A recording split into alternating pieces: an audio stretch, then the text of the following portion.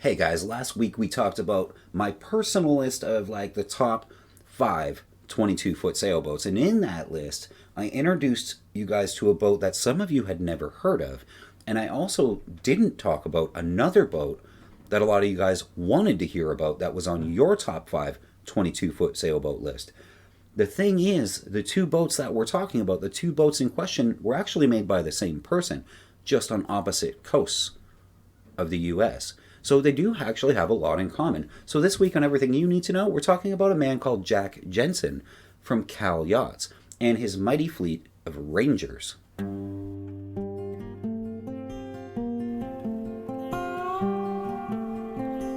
So, last week's top five, a lot of you commented, Cal Yachts, what is that? Cal 22.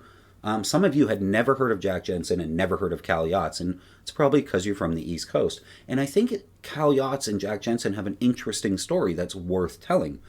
So sit back, crack a cold one, and let's get into it.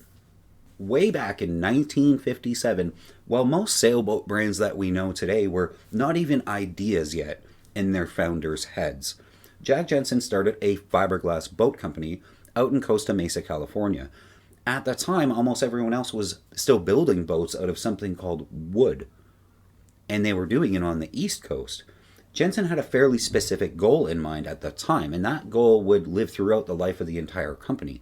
He wanted to be an early adopter of fiberglass construction for boats, and he wanted his boats to be fast. In some cases, extremely fast. So Jack set out originally and called the company Jensen Marine Corporation, named after himself, which is not super original, but eventually changed it to Cal Yachts, presumably because it was based in California, but who knows for sure.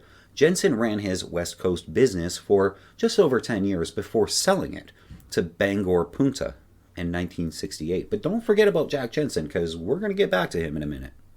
Now, Bangor Punta may sound like a company from India, but it wasn't, and we actually have mentioned them before on this channel. They were actually an American conglomerate created by a merger between a few companies. One was Punta Alegre Sugar and Railroad.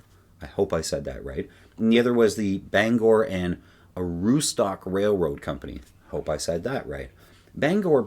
This company bought almost every company in the 60s and 70s. It was crazy. They bought boat companies, aircraft companies, firearm companies. At one point or another, they had ownership of Cal Yachts, O'Day, also sailboat, Ranger, Piper Aircraft, Forgis Taurus, and even Smith & Wesson. Smith & Wesson. And sailboats and airplanes. But this is where Cal Yachts really took off. They started making some of the most iconic sailboats in the world, most of which with racing in mind. They made boats from the early start of the company in 1957 all the way till 1989, stamping out some 18,000 hulls in all. And while we covered that lowly 22-footer last week, you really can't talk about Cal Yachts without talking about the Cal 40, which might be the most famous one. This boat really cements what Cal was all about, and even though the 40 is very dated by today's racing standards, it is one of the most successful production race boats ever made. The story of the Cal 40 really starts on the Pacific Ocean with a man called George Griffith, who sailed out of the Los Angeles Yacht Club. He commissioned Cal Yachts to build him a 40-footer to be raced out in the Pacific on some fairly long distances. So the boat needed to be fast, but it also had to be tough as nails and very comfortable for the distance. So George Griffith, his initial design he made himself in hand, had the design honed and completed by naval architect William Lapworth. And with that design in hand, now honed and completed, George contacted Jensen over at Cal Yachts to build the first boat. George also, however, had to agree to something in the contract that he would be responsible for selling the first 10 boats. That was part of the deal, which shows a lot of confidence in your own design in this new fiberglass boat company who's going to build it for you. Luckily, George had friends in sailing places, and he did manage to get all of the first 10 boats sold before they were even made. Before the first one, George's own boat was even out of the molds. The 40 went on to become a huge financial success for Cal Yachts, but also a huge racing success all over the world. The Cal 40 was kind of radical for the time, too. It wasn't one of these behemoth full keel monsters. She had a fin keel, kind of deep, and a rudder that wasn't attached to the keel. It stood on its own, way out at the back of the hull.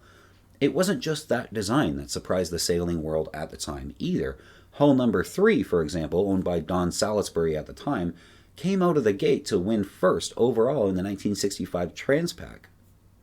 The 40 also went on to win Newport to Bermuda a bunch of times, the latest one in 2008. That's how relevant this boat still is, among a long list of other really prestigious race wins.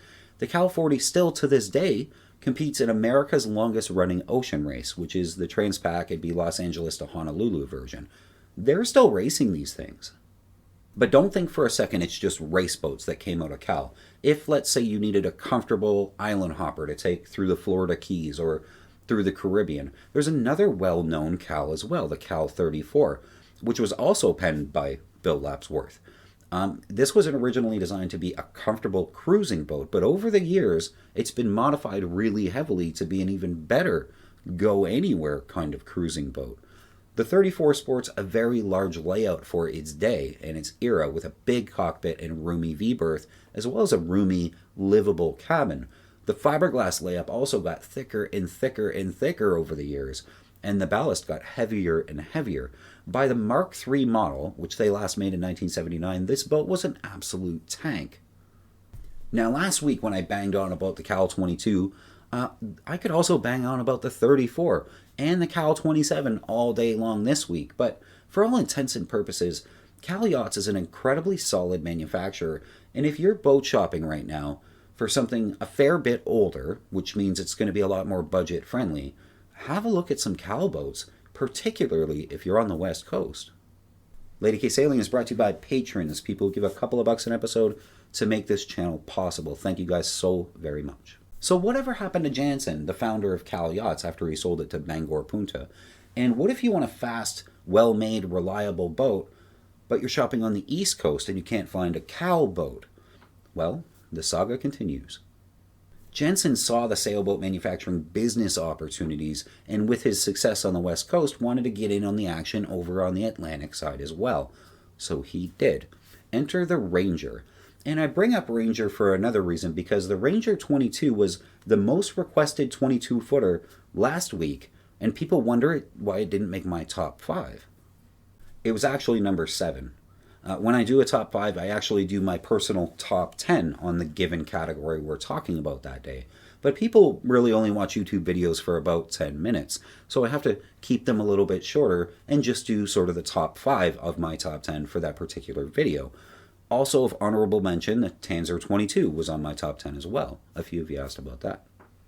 So, Ranger. Jensen saw the sales on the East Coast, and he founded Ranger Yachts in 1970. At first, it was founded in California, but soon after, he moved the whole deal to Tampa, Florida, so it would all sort of work better logistically. And as we said earlier, just like last time, Jensen eventually sold Ranger to the same people, Bangor Punta. Now, we know the Ranger 22 is a great boat for that size, if that's the size that you're after. The reason the Ranger was 7th, though, on my top 10 list was actually interior space. With just a 4-foot headroom height, it can be very, very small. And this is something that Ranger does get a lot of flack for on almost all of their models. Now, my favorite Ranger is the 28. I've sailed pretty extensively on a 28 and raced one. And it has the same issue. You get a very fast, very fun sailboat, but at the cost of interior space, particularly headroom. Ranger went on to make boats all the way up to 37 feet before they eventually closed up shop in the late 80s. But the one most of you probably know is the Ranger 33. Fun fact, I actually almost bought a Ranger 29 myself a few years back before Lady K. Anyway, the 33. The 33 comes in at 10,500 pounds, so middle of the road for a mid-30-footer. Lady K, for example, is probably some 14,000 pounds fully loaded. And it was a racer cruiser, and it was meant to hit the mark for just about everybody. With a hull speed of just shy of 7 knots, it won't be the fastest thing on the lake, but it also won't be the slowest. On the Ranger 33, you get a 5-foot fin, which is right about the sweet spot for that era of boat. You get an atomic 4, but in later years you can get a little diesel as well if that's what you wanted. This isn't a long-term cruising boat. You're not going to be taking this thing down the coast, mostly because tankage was aimed more at the weekender variety of boats. You get 21 gallons of fuel and 21 gallons of water for a 33, which is very small. 21 gallons of water is about a weekend worth if you need to use it for showers, but you won't be drinking it out of the tank. You have something else for that. Lady K originally held 31, 10 more gallons, and I could get about a week out of that if I had to, provided it's not also your drinking water. The 33 then really is a most things to most people. However, if you find yourself with one, you won't be disappointed with the space and comfort and performance. It is a solid 30-something footer, if that's what you want. And if you could own one of these things for your entire life, I think you'd probably be completely happy with it. Honestly, the only real downside, if you could call it one, is the age of the Cal and the Ranger lines of boats. They are getting way up there, decades and decades in age, which means you either have to find one that is so amazingly cheap that you have to buy it, or you have to buy one because you simply love the design and you want to put in the work. We see this with boats like Alberg 30s and Alberg 37s and Old Cape Dories and Alban Vegas and things like that, where they're so old, but people are still buying them because they love them so much. So if you love the Ranger or the Cal, they make perfect sense. I'd like to give a shout out to all the new Lady K subscribers in the last 6 months or so. When I got back from cruising, Lady K had under 20,000 subscribers. I remember our New Year's party we had a big video call for 20,000 subscribers on New Year's for 2020. And now we're at almost 35,000 subscribers, guys. I've been landlocked since late 2019, but obviously still sailing Lady K hard and wet at every opportunity here on the Great Lakes and planning future trips and potentially a bigger boat and things like that. But this channel has just been growing and growing. I love the Everything You Need to Know series, and you guys seem to love it as well. And I love how much we together learn so much about all these amazing boats. I would like to also transition the channel a little bit on maybe a separate path and have sort of two things come out of it. But one of them is I would like to do some hands-on episodes on these boats while they're under sail. So I'll do a full boat review while the captain's sailing it in who knows what conditions. I think that would be a lot of fun. So if anyone has an interesting boat or a fairly common boat other people want to learn about, that could be featured. And if I can swing the expense of the travel and do such a review, please give it some thought. I'm driving distance for most of the Great Lakes and would love to come spend the weekend on your boat and make a video. That's it for this week, guys. I will see you guys in the next one. Keep the heavy side down. Cheers.